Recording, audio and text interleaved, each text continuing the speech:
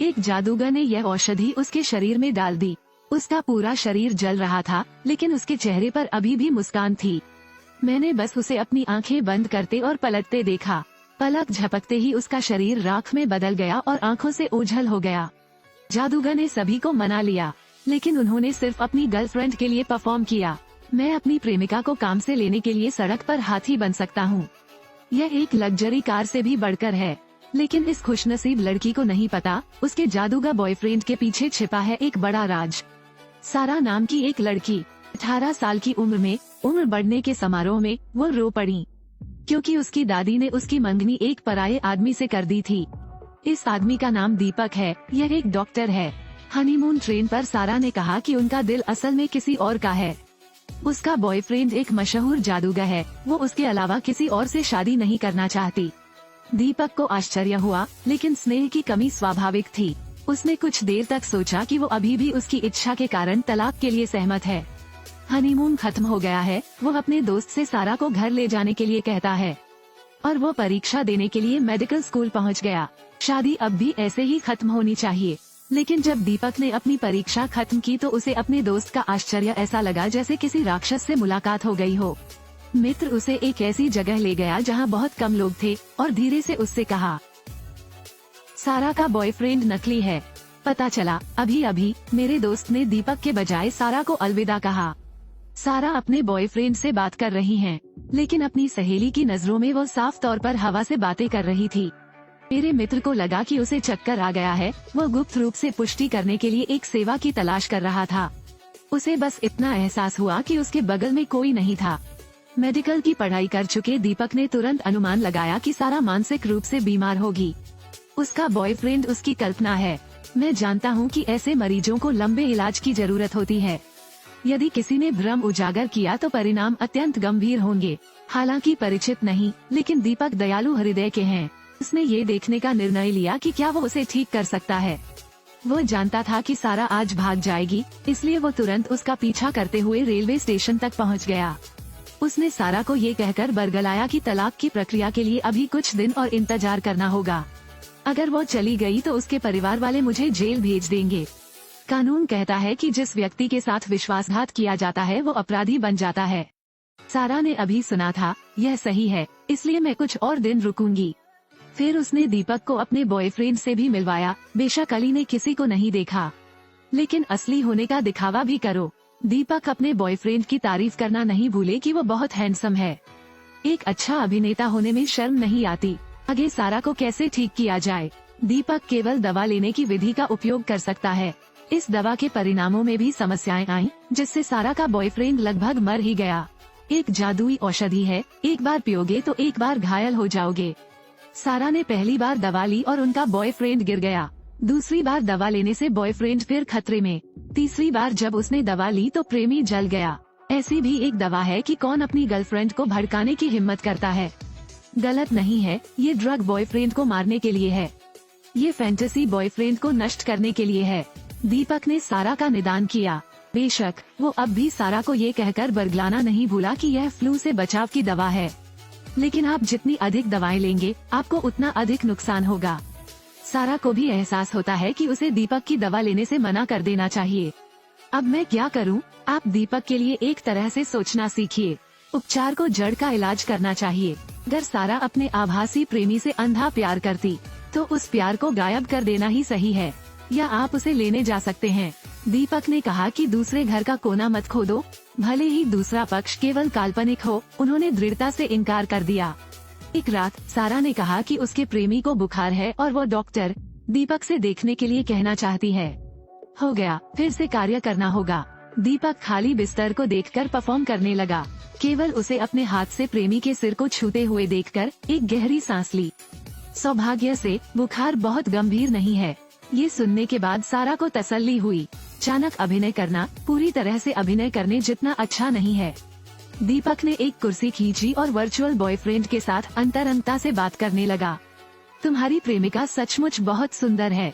अगर मैं आपके जैसा बन सकता हूँ तो मैं कितना भाग्यशाली हूँ। मुझे अगले जन्म में दुखी होने की जरूरत नहीं है। उन शब्दों ने सारा को बहुत खुश कर दिया। ये देखकर दीपक निर्णायक रूप से सारा को डांस के लिए बाहर ले गए। निश्चित रूप से भारतीय फिल्में अभी भी गायन के नियम से बच नहीं सकती हैं। लेकिन उनके डांस स्टेप को कोने में खड़े बॉयफ्रेंड ने देख लिया। वो नाराज हो गया। सारा के नजरिए से देखे तो उसका बॉयफ्रेंड छत पर खड़ा था और कूदने ही वाला था। सारा दर्द के मारे खड़ी होकर भीख मांग रही थी। उसका बॉयफ्रेंड करवट बदलने लगा। वो ये कहते हुए पक्षी बन गया कि वो कुछ भी कर सकता है। किसी दूसरे आदमी के साथ क्यों नाचना? क्या आपके पास उससे बेहतर कुछ है? दीपक ने दौड़ते हुए सुना। सारा का कहना है कि उसका वर्चुअल बॉयफ्रेंड गुस्से में है। उसे लगता है कि वो कुछ नहीं कर सकता। वो आत्महत्या करना चाहता है। क्या यह एक अच्छा चिकित्सीय अवसर नहीं है? केवल उसे शराब की बोतल पकड़े अपना सिर पीटते हुए देखना। उन्होंने सारा से कहा, क्या तुम्हारा बॉयफ्रेंड मुझे रोक सकता है? तब वो सचमुच कुछ भी कर सकता है। इतना कहकर उसने शराब की बोतल फिर से सिर पर दे मारी। सारा अपने बॉयफ्रेंड पर चिल्लाई, मैं चाहता हूँ कि आप इसे रोकें। दीपक जमीन पर बेहोश हो गया, लेकिन उसके प्रेमी ने कोई प्रतिक्रिया नहीं दी। सारा को पहले अपने बॉयफ्रेंड पर था शक। वो इतना दयालु और गर्मजोशी भरा कैसे हो सकता है? वो इतना ठंडा खून वाला कैसे हो सकता है? दूसरे दिन दीपक उठा तो पाया कि सारा पूरी रात उसके साथ थी। उसका दिल थोड़ा सा धड़क उठा।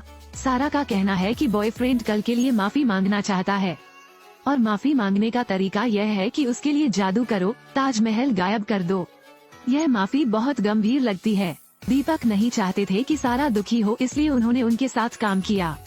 मैंने लोगों के एक समूह को काम पर रखा। जादू का शो शुरू होता है। सारा चौराहे पर अकेली होती है। कहो कि तुम्हारा बॉयफ्रेंड ताजमहल गायब कर देगा। अभिनेताओं के समूह ने आश्चर्यचकित होने का नाटक करते हुए अभिनय शुरू किया, फिर तालियां बजाईं। सारा की नजर में उनके बॉयफ्रेंड ने जादू कर दिया। उन्होंने भी अपने बॉयफ्रेंड के साथ लोगों की गिनती कर ली। 3, 2, 1 चला गया। हालांकि मंदिर गायब नहीं हुआ, लेकिन सभी कलाकार फिर भी तालियां बजाते रहे। सारा अवाक रह गई, क्योंकि यह पहली बार है। उन्हें यकीन है कि ताजमहल गायब नहीं हुआ है। बॉयफ्रेंड का जादू अचानक फेल हो गया। क्या तुम सचमुच कुछ कर सकते हो?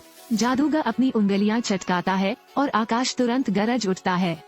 वो फिर से आत्महत्या करना चाहता था। अचानक वो जमीन पर गिर गया। सारा ने अपने बॉयफ्रेंड को गले लगाया और मदद के लिए पुकारा। जिसने भी आवाज सुनी वो दौड़कर आ गया।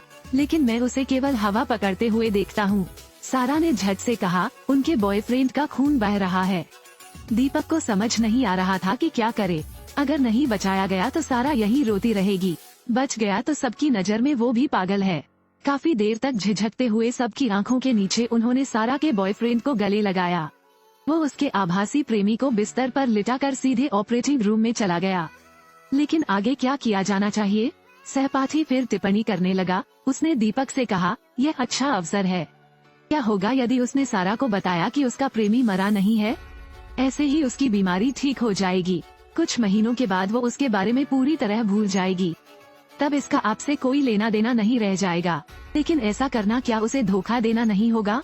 दीपक ने फिर से अजीब महसूस करते हुए अपना चेहरा ढक लिया।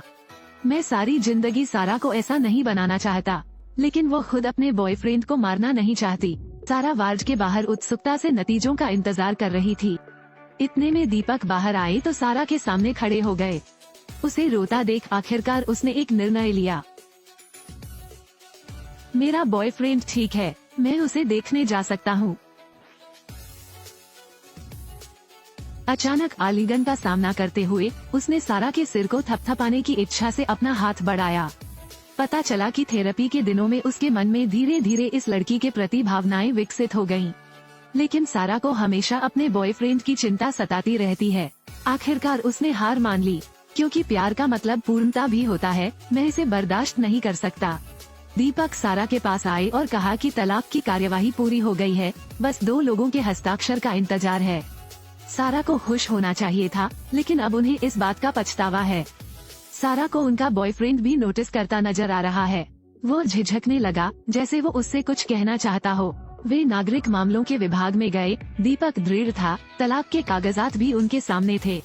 लेकिन इसी वक्त सारा को अचानक कुछ एहसास हुआ और उन्होंने कड़ा विरोध जताया। दीपक, मेरी कुंडली मुझे ऐसा न करने की चेतावनी देती है। अभी हस्ताक्षर करने का अच्छा समय नहीं है। आपको अपने किसी भी मरीज से हस्ताक्षर नहीं करवाना चाहिए। वो कहती रही कि महत्वपूर्ण दस्तावेजों पर हस्ताक्षर करने के लिए आज का दिन उपयुक्त नहीं है। इतना कहकर उसने दीपक के हस्ताक्षर का फायदा उठाया और सिविल सेवा विभाग से भाग गई। वो तुरंत रेलवे स्टेशन की ओर भागी, जहां उसका प्रेमी उसके भागने का इंतजार कर रहा था। लेकिन न जाने क्यों कोई शक्ति थी जिसने उसे रोक लिया। उसे अस्पष्ट रूप से एहसास हुआ उसके प्रेमी के पास जरूर कोई राज होगा। उस वक्त उसने दीपक को क्यों नहीं बचाया? जादू क्यों फेल हो गया? इससे भी महत्वपूर्ण बात यह है कि वो उसे इतने सालों से जानती है, लेकिन उसके प्रेमी ने उसे कभी चूमा क्यों नहीं? इस बिंदु पर वो वास्तव में उत्तर जानना चाहती थी। जब वो रेलवे स्टेशन पर पहुंची, तो उसने अपने प्रेमी को एक छोटी लड़की के बगल में कुर्सी पर बैठे देखा। सारा ने ध्यान से देखा, ये छोटी बच्ची जो कपड़े पहनती है वे उसके जैसे ही क्यों हैं? इस दौरान उसके बॉयफ्रेंड ने भी उसे सच बता दिया। क्या आप जानते हैं, ये लड़की मैं हूँ। बचपन की यादें खोलती हैं छेद। सारा को धीरे धीरे सब याद आता है। पता चला कि 10 साल पहले सारा के पिता एक जादूगर थे, लेकिन एक प्रदर्शन में जादू हो गया। नकली तेल को असली तेल समझ लिया गया। स्टेज पर भयंकर आग लग गई। सभी को लगा कि यह कोई जादू है। तभी उसकी माँ अपने पिता को बचाने के लिए स्टेज पर पहुंची और इस वजह से वो जल गई। ये दृश्य सारा ने बचपन में देखा था। बच्चों को बड़े हमलों का सामना करना पड़ता है जो मानसिक विकारों का कारण बनते हैं। खोया हुआ पिता फिर से उसका काल्पनिक प्रेमी बन गया, या फिर ये कहा जा सकता है कि ये सारा की गार्जियन एंजल बन गई हैं। जैसे जैसे स्मृति धीरे धीरे सामने आई, सारा एक बच्चे की तरह रोने लगी। लेकिन पिता फिर उठे और अपनी बेटी को अलविदा कहने के लिए मुड़े। मैं जा रहा हूँ, मुझे मेरा जीवन साथी मिल गया है। वो लड़का बहुत बहादुर है। मेरे बहुत अच्छे होने के बावजूद वो मेरा ख्याल रखता है। अलविदा। इससे पता चला कि मेरे पिता की पहले की पागल हरकतें सभी दीपक को आजमाना चाह रहे थे। कल रात जानबूझकर मुझे चोट पहुंचाना था। बस ये देखना चाहता हूँ कि दीपक उन लोगों को बचाए बिना दूसरे लोगों की आंखों को नोटिस करता है जिनका कोई अस्तित्व ही नहीं है। और परिणाम स्वरूप उन्होंने निराश नहीं किया। आप इस आदमी के साथ आराम से रह सकते हैं। जाने से पहले उसके पिता ने आखिरी बार उसके लिए एक जादुई टोटका किया। मैंने अभी उसे सिगरेट निकालकर अपने शरीर पर जलाते देखा। फिर वो घूमता है और गायब हो जाता है। पापा ने उसका प्यार छीन लिया। सारा ने अपने आंसू सुखाए और उठ खड़ी हुई। उसे वो समय याद आया जब दीपक उसके बगल में था और उसके साथ मूर्खों की तरह व्यवहार कर रहा था। सारा तेजी से रेलवे स्टेशन से बाहर भागी, दीपक की ओर भागी जो चुपचाप उसकी रक्षा कर रहा था। उसने उस आदमी को गले लगाने के लिए बल प्रयोग किया। अंततः ये घाव ठीक हो गए। कभी कभी किस्मत भी खेलना पसंद करती है। वो चीज छीन लेती है जो आपको सबसे ज्यादा पसंद होती है। लेकिन प्यार हमेशा के लिए खत्म नहीं होगा। इसे कोई जादू का शो होने की जरूरत नहीं है, नहीं इसे प्रदर्शित करने की जरूरत है। यह वो व्यक्ति है जो आपके साथ रहने को तैयार है और सबसे अधिक सम्मान का हकदार है।